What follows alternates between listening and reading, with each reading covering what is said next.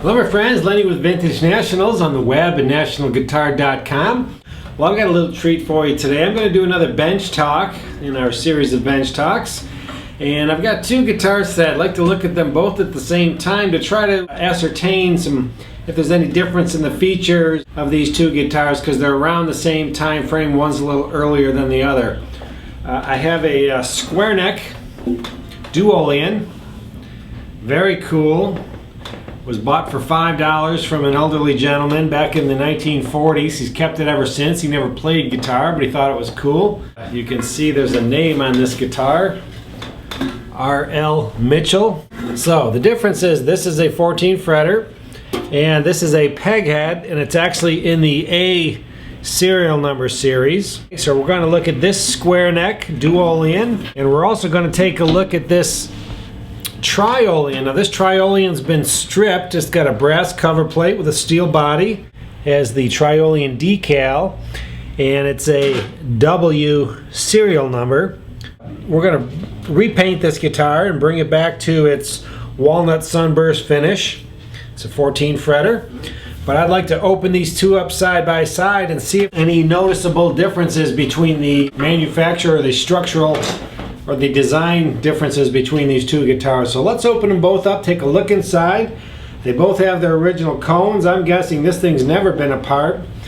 This guy has been apart, but I don't know if much of anything's been done to it. I don't think the neck has ever been off the guitar. Well, we'll see. Let's look inside both of these and see what we can find out. First of all, let's look at a couple of the differences that I see right off of the bat before we take the cover plate off. Now I've already taken the screws off both cover plates, so save a little time there. This has a solid headstock on it.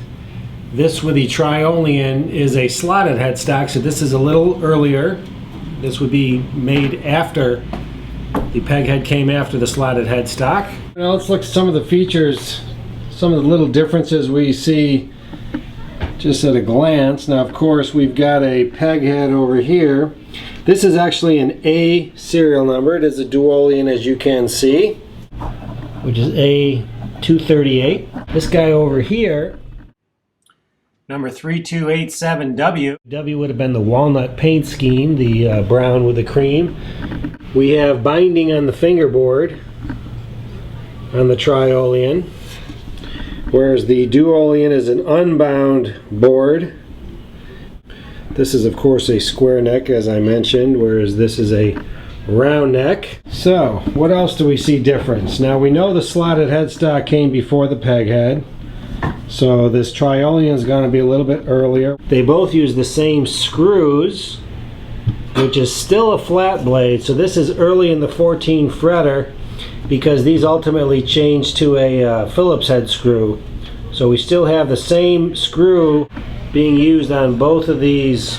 This Duolian may have been made in Chicago and the Triolian may have been made in Los Angeles. We don't know. So let's take a look inside. Okay, I have what we expect in that we have the ridges on the outer edges, which was typical on the 14 fretters.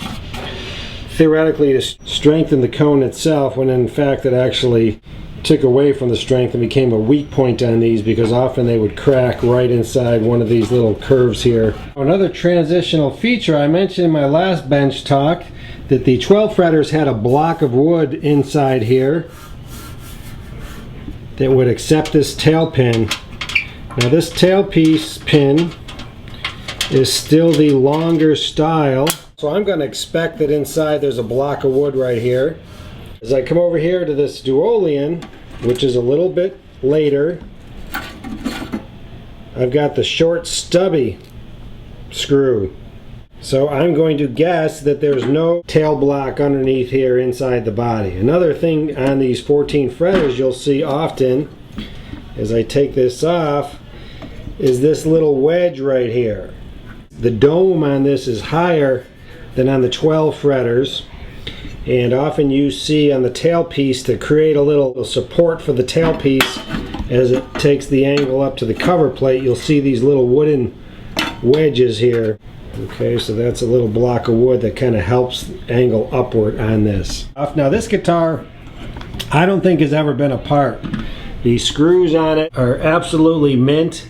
There's no opening. I'm guessing I'm the first one to open up this guitar. So let's take this off for the first time and take a look. Oh brother. Yeah, I would say that that I'm probably the first one to open up this beautiful Duolian. This thing has been sitting since sometime in the mid-1940s unplayed. So as you can see, we've got a great deal of residue that's built up over time,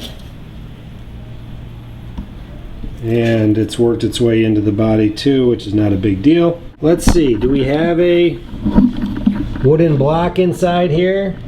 As you can see, we do not.